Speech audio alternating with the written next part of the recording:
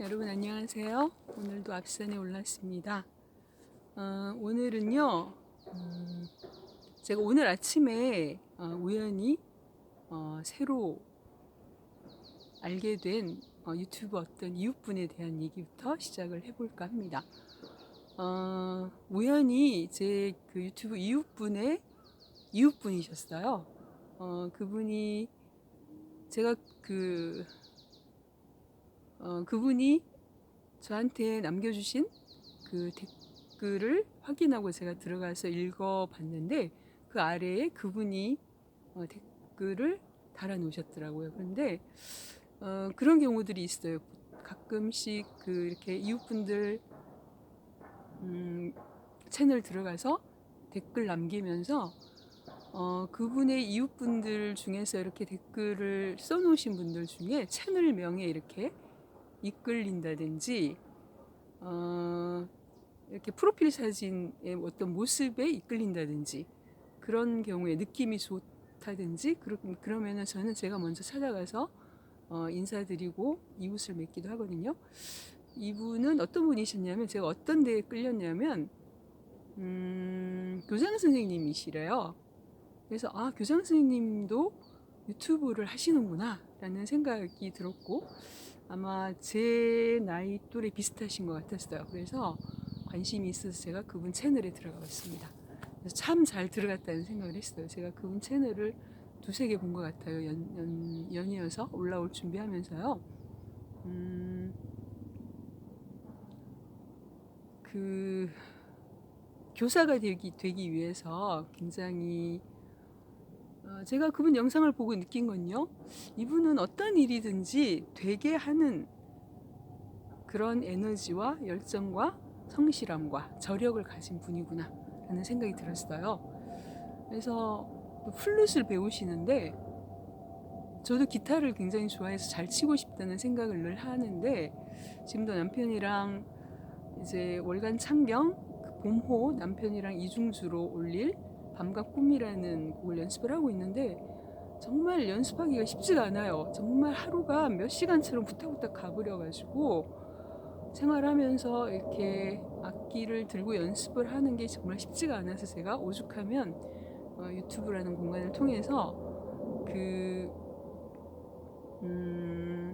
동기유발로 삼기 위해서 제가 월간 창경이라는 그런 타이틀로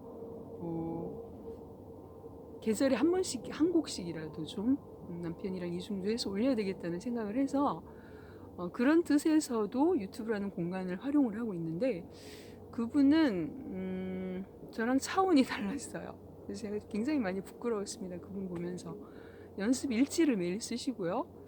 그리고 연습을 아주 흡족하게 한 날은 그 통장에 적립을 해서 좋은 일에 쓰시고 그리고 합주단 관현악단에 들어가셔서 또 동기부여를 받으시고 이런 굉장히 자신이 그 플룻을 어떻게 연습해 가고 있고 터득해 가고 있는지에 대한 얘기를 들려주시는데 진짜 많이 부끄러웠습니다. 그래서 저도 세 가지 중에 하나라도 좀 따라해야 되겠다라는 생각이 들었는데요. 저는 굉장히 적극적으로 사는 사람이라서 이렇게 계획적이고 치밀하고 이런 거를 굉장히 잘 못해요. 자유로운 영혼인데요. 그래서 그분 제가 오늘 이제 씻으면서 제가 무슨 생각을 하게 됐냐면 그분 영상을 통해서 보게 된 영상 중에 하나가 또 자신의 인생에 남은 시 한 구절 또는 유명한 분들이 남기신 말씀 한마디를 소개하는 영상이 있더라고요. 그 영상 보면서 굉장히 좋았고요. 나도 내 인생에 이렇게 남은 그런 한마디가 있는데 그런 시 한 구절들이 있는데 나도 이런 영상 한번 만들어 봐야겠다 라는 생각이 들어서 제가 자극을 받고 나도 한번 오늘 찍어봐야 되겠다라는 생각을 했거든요. 그래서 올라오게 됐어요. 그런데 여러분 우리가 어떤 일을 할 때 늘 그 방해하는 그런 환경들이 있잖아요. 그렇게 해서 제가 그 준비를 하고 있는데 제가 집안에서 이렇게 맞닥뜨려야 되는 어떤 환경이 저를 자꾸 다운되게 하고 뭔가 재밌게 해보자고 했던 마음을 깎아내리고 한숨 나오게 하고 그런 환경이 또 있었어요. 그래서 그랬는데 그분 채널에서 그 영상에서 그 자신의 인생에서 남은 한마디로 들려준 얘기 중에 새는 공기의 저항을 이겨내고 날아오른다 뭐 이런 비슷한 얘기가 있었던 것 같아요. 정확한 표현은 아닌데 그 한마디가 딱 떠오르는 거예요. 그래서 그냥 안 해야 되겠다라는 마음이 막 들었는데 제가 그 한마디를 떠올리고 이겨냈습니다. 그래서 우리가 어떤 일을 하려고 할 때 늘 방해하는 그런 환경들이 있어요. 그런 사람이 있을 수도 있고, 그렇죠? 우리 유튜브 활동 재밌게 하는데 유튜브 크리에이터로서 저는 요즘 굉장히 재밌거든요.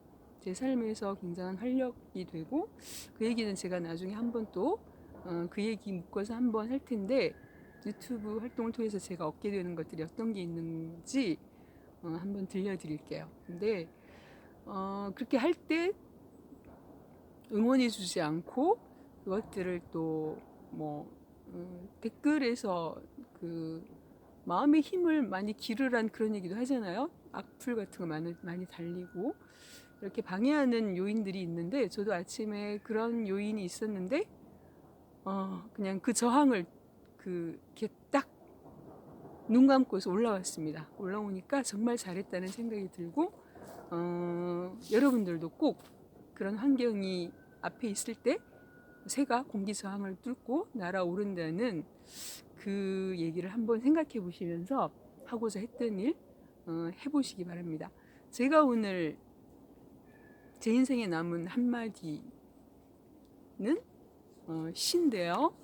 들어보세요. 여러분 이 시 다 알고 계실 거예요. 봄길, 정호승 시인의 시인데요. 길이 끝나는 곳에서도 길이 있다. 길이 끝나는 곳에서도 길이 되는 사람이 있다. 스스로 봄길이 되어 끝없이 걸어가는 사람이 있다. 강물은 흐르다가 멈추고 새들은 날아가 돌아오지 않고 하늘과 땅 사이의 모든 꽃잎은 흩어져도 보라, 사랑이 끝난 곳에서도 사랑으로 남아있는 사람이 있다.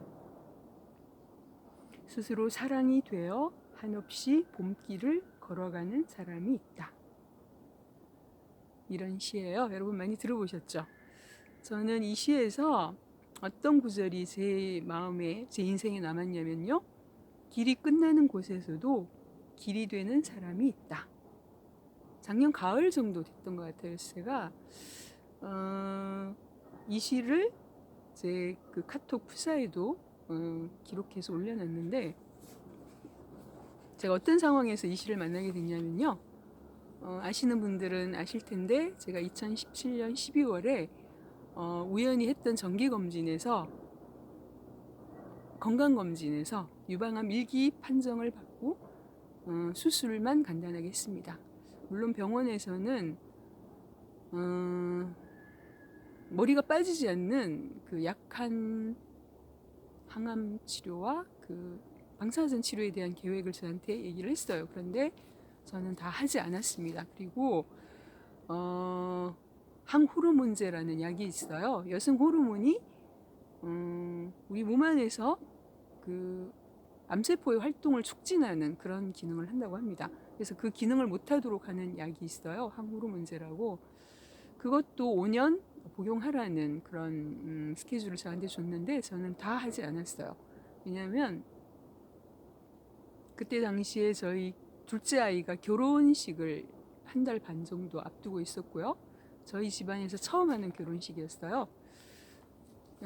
그리고 그 이유도 있었고 또 하나는 제가 그 전에 그 스케줄에 대해서 듣기 전에 항암 방사선이 오히려 발암 물질이 될 수 있다는 사실에 대해서 제가 알았어요. 그래서 하고 싶지 않았어요. 그래서 저는 그냥 자연치유 쪽으로 가야 되겠다라는 생각을 했습니다.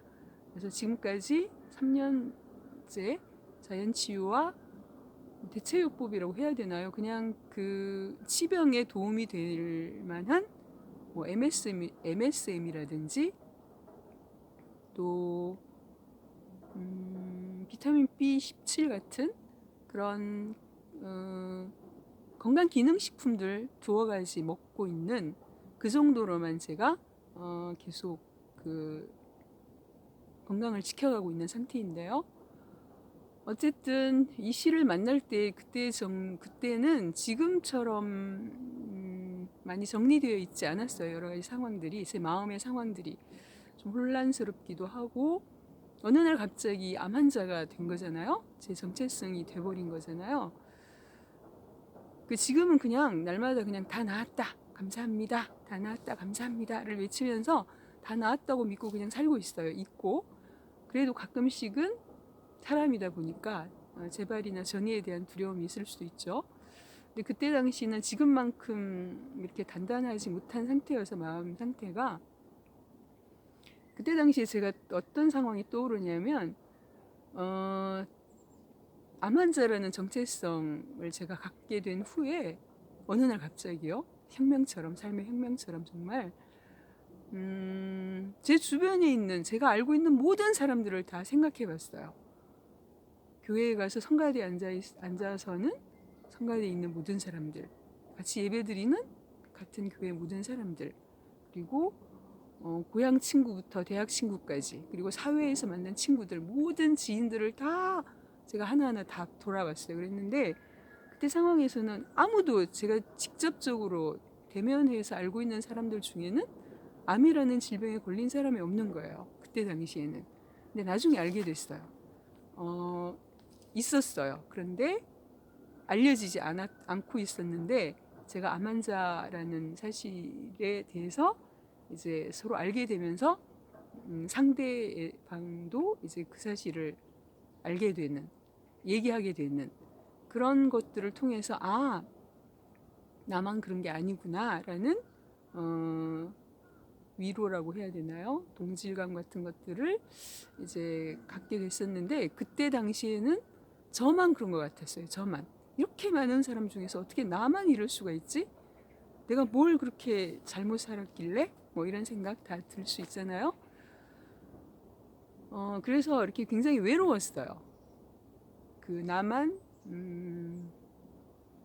다른 행성, 낯선 행성에 어느 날 갑자기 불시착한 그런 낯선 여행자 같은, 그래서 오랫동안 살아왔던 초록 지구별을, 이렇게 그곳에서 살고 있는 사람들을 낯설게 들여다보게 되는, 오랫동안 살아왔던 초록 지구별이라는 그 행성이 굉장히 갑자기 낯설어지고, 내가 살았던 곳인데도 건물이나 매일 지나치고 다녔던 건물, 가게, 이런 것들까지 다 예전과는 다르게 그게 보이고 느껴졌어요.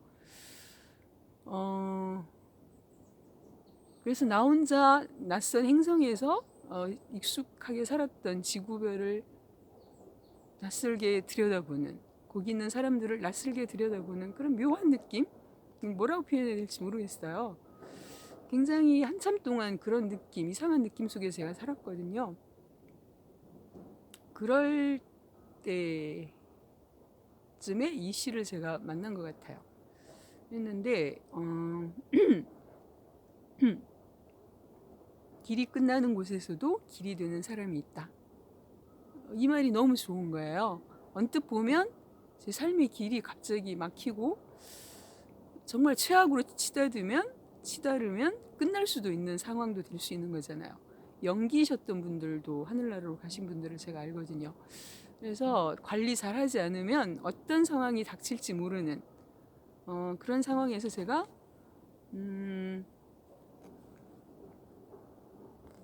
제가 가는 인생길이 끝날 수도 있다는 그런 정말 낯선 느낌 속에 갇혀 있었던 때가 있었어요. 그때 제가 이 씨를 만났는데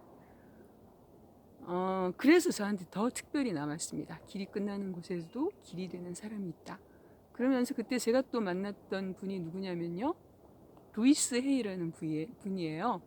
루이스 헤이 치유라는 책 굉장히 유명하죠. 그 책 제 영상에서도 그분의 책 읽어드리는 영상이 있었는데, 그분은 자궁암이셨던 것 같아요. 그분도 저처럼 그분은 수술도 안 받으신 것 같아요. 그런데도 90세까지 정말 트램플린 위에서 뛰면서 어린아이처럼 천진하게 그렇게 즐겁게 사셨고 가셨다는 그런 얘기를 제가 책에서 읽었어요. 너무나 많은 그 책도 세계에 있는 많은 사람들에게 아주 굉장한 영향력을, 선한 영향력을 끼친 많은 책들도 쓰셨고, 여러 활동들을 출판하고 관계된, 강연하고 관계된, 치유하고 관계된 그런 활동들을 통해서 굉장한 영향력을 많은 사람들에게 끼쳐주셨던 분이셨어요.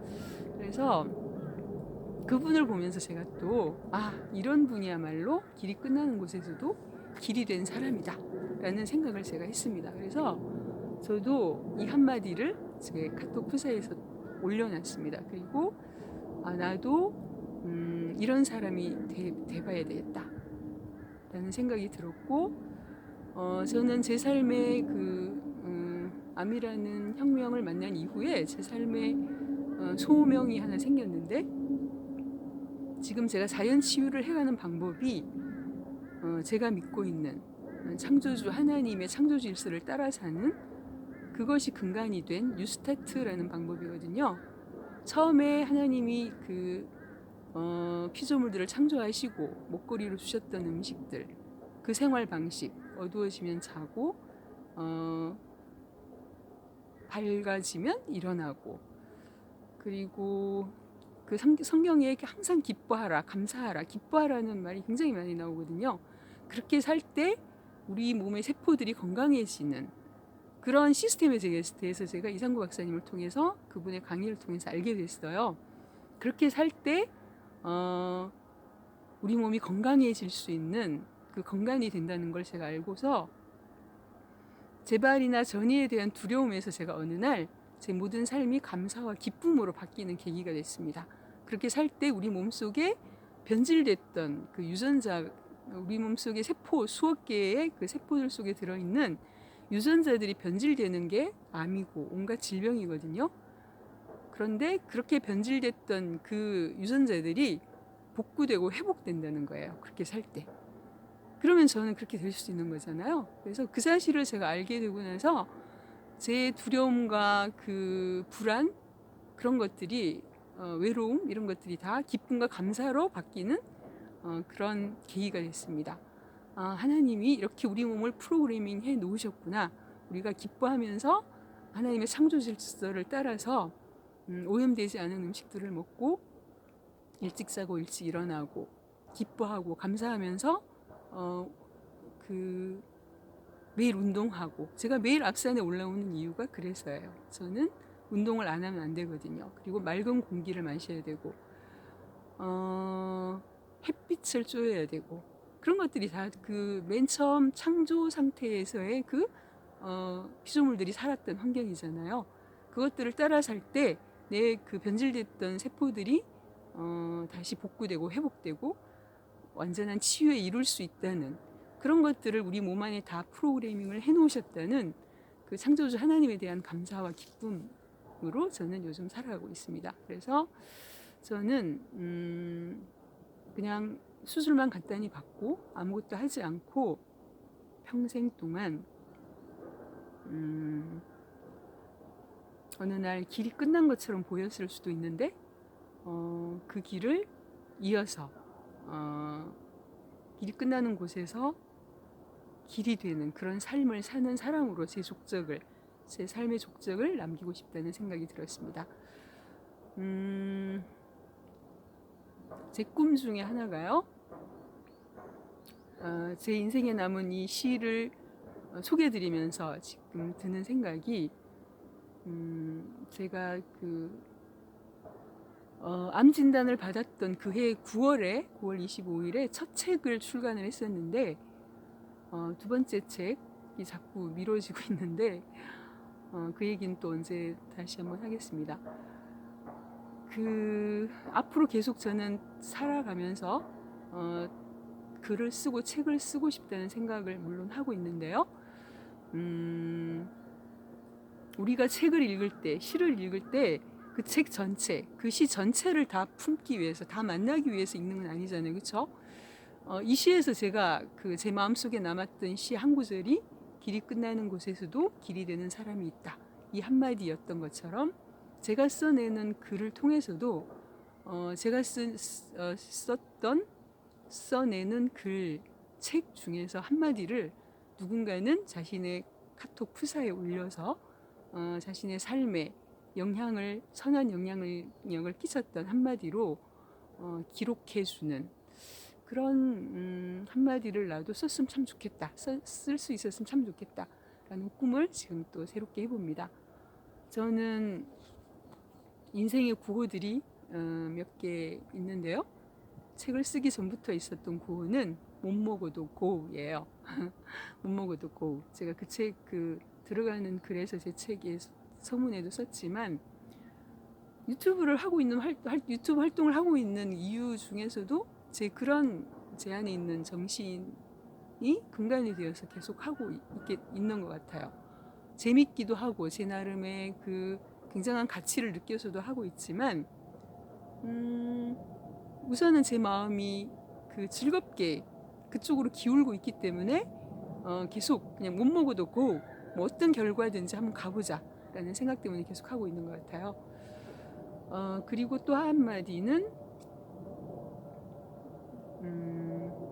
저는 제가 쓴 한마디지만 마음에 듭니다.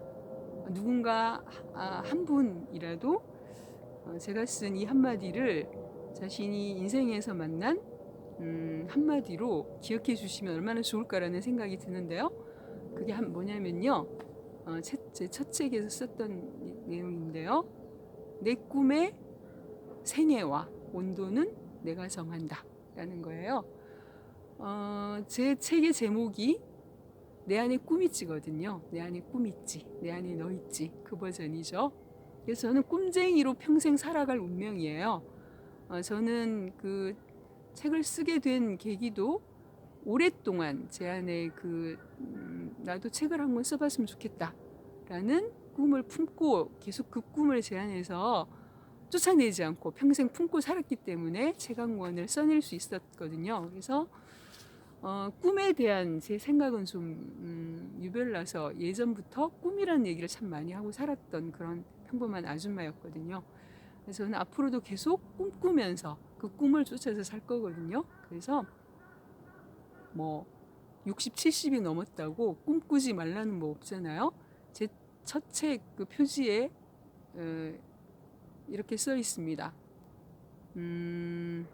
돈 한 푼 안 드는 꿈을 못 꾼다고요? 이렇게요. 그리고